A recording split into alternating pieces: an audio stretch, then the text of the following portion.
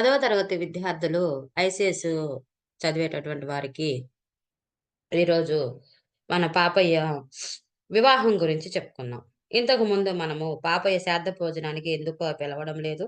అతని భోజన ప్రశస్తి ఏంటి? అలాగే ఆయన పునహాకు ఎందుకెళ్ళాడు? పునహాలో ఏ వృత్తి చేశాడు అనేది చెప్పుకున్నాము.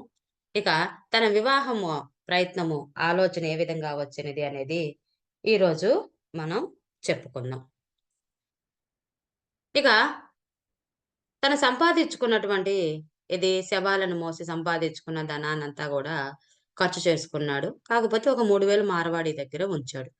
మార్వాడి ఏం చేశాడు, ఎట్లా దిక్కులేనివాడు, ఏ స్త్రీ దగ్గరో అతను చనిపోతాడు. అందువల్ల ఆ డబ్బు మనకే మిగులుతాయనుకున్నాడు. కానీ అతని యొక్క ఆలోచన కాస్త అతని ఆలోచన కాస్త భగ్నమైపోయింది. ఆ మార్వాడి మసూచి వచ్చి చనిపోవటం. చనిపోయిన తర్వాత మార్వాడి కుమారుడైనటువంటి అతను పాపయ్యకు డబ్బులిచ్చేయాలని అనుకున్నాడు. అప్పుడు పాపయ్యకప్పుడు పెండ్లి మాట జప్తికొచ్చింది. అప్పుడు నేను వివాహం చేసుకోవాలి గదా! అని పాపయ్యకు గుర్తొచ్చిందట. మూలస్థానంలో ఒక పిల్ల ఉన్నదని అతనికి తెలిసి తనకిమ్మని ఆ పిల్ల తండ్రికి వర్తమానం పంపెను.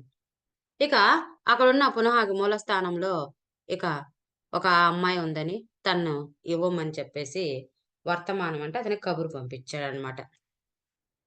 ఆ వర్తమానం తెలిసిన తర్వాత బాలిక తండ్రియగు అన్నంబొట్ల అన్నప్ప గారు పిల్లకు 12 సంవత్సరముల వయసు కావున 1200 ఇయ్యవలసినదనియో, 300 నగలు పెట్టవలసిందనియో, ఉభయ మంగళ సూత్రములు పెండ్లి కొడుకే చేయించుకొని, ఉభయుల ఖర్చులు పెండ్లి కొడుకు పెట్టుకొని, మందపల్లిలోనే కాని వెంకటేశ్వరుని వాడపల్లిలో కాని పెండ్లి చేసుకొనవలెనని అతనికి వర్తమానము పంపెను.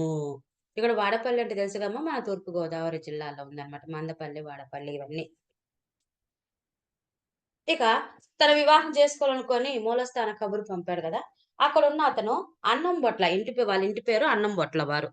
మన పాపయ్య వాళ్ళ ఇంటి పేరు పప్పు బొట్ల వారనమాట. ఇక అన్నం బొట్ల వారని అన్నప్ప. ఆయన కూతురికి 12 సంవత్సరాలున్నాయట. 12 సంవత్సరాలున్నాయి కాబట్టి రూ. 1200 ఇవ్వాలి. అలాగే మరి అమ్మాయికి బంగారం పెట్టాలి గదా! పెళ్లి కుమార్తెకి. అందుకని బంగారానికి అంటే నగలకి రూ. 300 ఇవ్వాలి.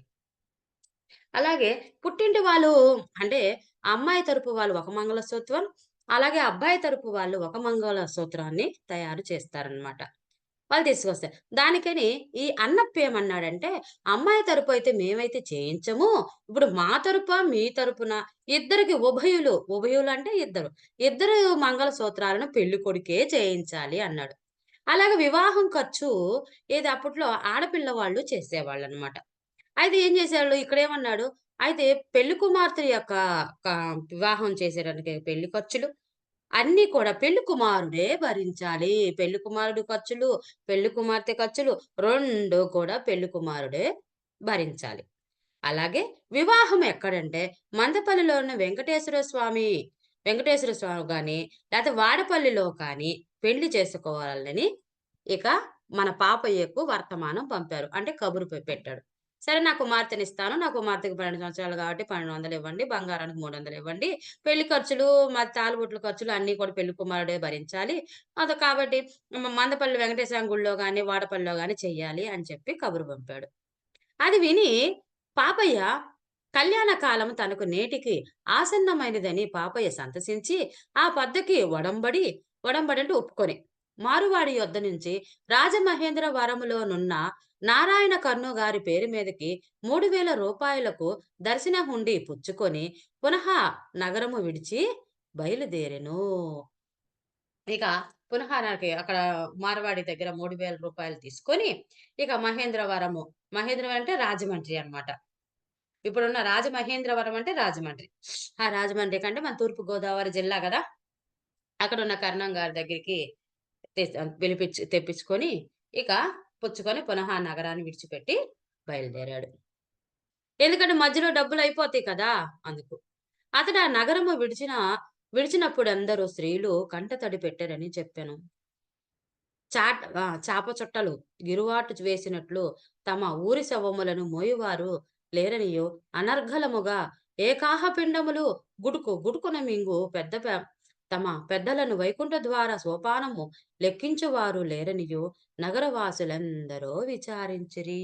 ఇక వివాహం చేసుకున్న పునహాను వదిలిపెట్టి వెళ్తున్నారు గదా! ఇప్పటి వరకు ఆడవాళ్ళకు ఇందుకు అందమైన స్త్రీలకు గుప్త దానాలన్నీ చేశాడు గదా! అంటే రహస్యంగా దానాలు చేశారు గదా! అయ్యో పాపం వెళ్ళిపోతున్నారని చెప్పి వాళ్ళందరూ కూడా బాధపడ్డారట. అలాగే ఇప్పటి వరకు అంతకుముందు చాపలో చుట్టి పక్కకు పడేసేవాళ్ళు. కానీ ఇప్పుడేం చేసి పాపయ్య వెళ్ళిన దగ్గర నుంచి ఆ శవాలన్నిటిని కూడా చక్కగా కాల్చేవాడు. కాల్చడం అంతటితో ఊరుకున్నాడా? అలాగే పిండాలన్నిటిని కూడా ఏకాహ పిండాలు అంటే ఒక్కడే కూడా ఆ పిండాలన్నిటిని కూడా గుడుక్కోమని మింగేసి, అవన్నీ కూడా వైకుంఠ ద్వారాకి ఒక్కొక్క పిండం ఒక్కొక్క మెట్టులాగా వైకుంఠ ద్వారాన్ని వాళ్ళని తమ పితరులందరిని గూడా పంపించేవాడు కదా!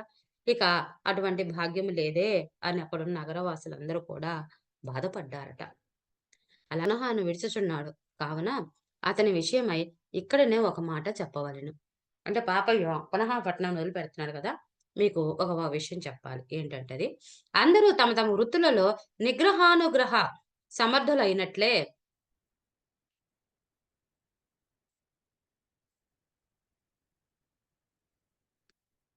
పాపయ్య తన వృత్తిలో అట్టివాడు. అనుగ్రహించెనా యథాశక్తిగా శవమూరక మోయెను. కోపించెనా దండించెను. ఇదు ఇందుకొక తార్కాణము కలదు. ఒకనాడొక ఒకానొక ఇంట 5 ఏండ్ల పసిబిడ్డ మృతి నొందెను.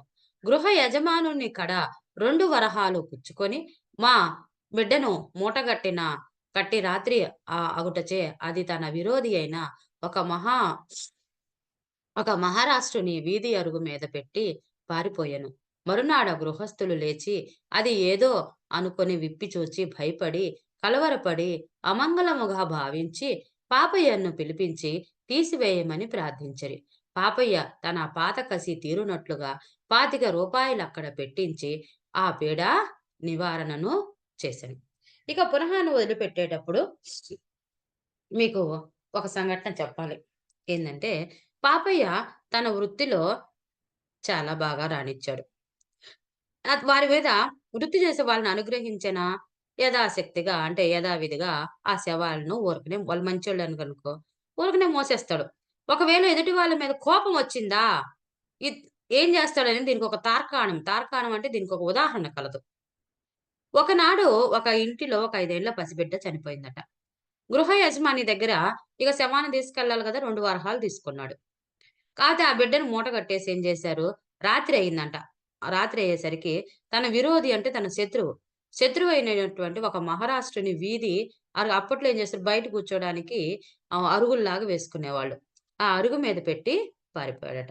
మరునాడు గృహస్థుడు ఏం చేశాడు, నిద్ర లేవంగాల్నే తలుపు తీశాడు. తలుపు తీస్తుండగా ఏదో అనుకోని ఇక వాకిట్లో ఏంది అరుగు మీద ఏదో మూటుంది గదా! అని ఏదో అనుకోని విప్పి చూస్తే అది శవము. పొద్దున్నే ఏంది శవము ఇక్కడ మన అరుగు మీద ఉంది అని చెప్పేసి కలవరపడి అంటే భయపడి, కంగారు పడి, అమంగళము ఇది అశుభముగా భావించి పాపయ్యని పిలిపించి దీన్ని తీసేయమని ప్రార్థించాడు. పాపయ్య తన పాత కసి ఉంది గదా! కోపం ఉంది గదా! అది తీరునట్టుగా రూ. 25 అక్కడ పెట్టి, రూ. 25 ఇస్తేనే తీస్తాను అని చెప్తాడు. ఇంకా నేనొక ఉదాహరణలో ఇంకా అనేక ఉదాహరణలు కలవు. ఇదే కాదు ఇంకా చాలా ఉదాహరణలు కలవు. గ్రంథ విస్తరణ భీతిచే మానవలసి వచ్చే. ఇక గ్రంథాన్ని గాని పెంచుకుంటూ పోతే ఇంకా ఎక్కువవుతుందని మానవ మానేయాల్సొచ్చింది. పాపయ్య రాజమహేంద్రవరంలో హుండీ మార్చుకొని, మందపల్లి వెళ్లి ఇల్లు కట్టుకొని, మూలస్థానము నుండి అన్నంబొట్ల అన్నప్ప గారిని సకుటముగా రావించి 1200 వారికిచ్చి 300 నగలు పెట్టి సంబంధము కుదుర్చుకున్న వానికి రూ. 100 రుసుమిచ్చి అన్నప్ప గారి కుమార్తె అయిన పిచ్చమ్మను వివాహమాడెను. ఇక ఏం చేశాడు, ఇక రాజమహేంద్ర వచ్చి అక్కడి నుంచి తీసుకొచ్చుకున్నాడు గదా! హుండీ. మార్చుకున్నాడు. అకౌంట్‌లో డబ్బులు తెచ్చుకున్నాడు గదా! వాటిని ఇక్కడ మార్చేసుకొని, ఇక మందపల్లి వెళ్ళేసి ఆయన అడిగాడు గదా! మందపల్లిలో గాని వివాహం చేయాలని, వాడపల్లిలో గాని.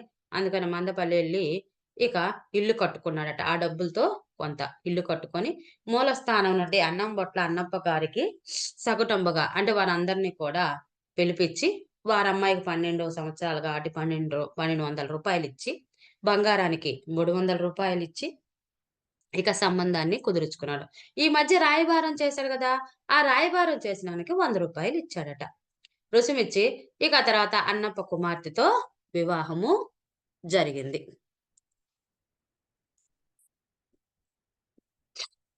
సబ్స్క్రైబ్ చేయండమ్మా. లైక్ చేయండి. షేర్ చేయండి.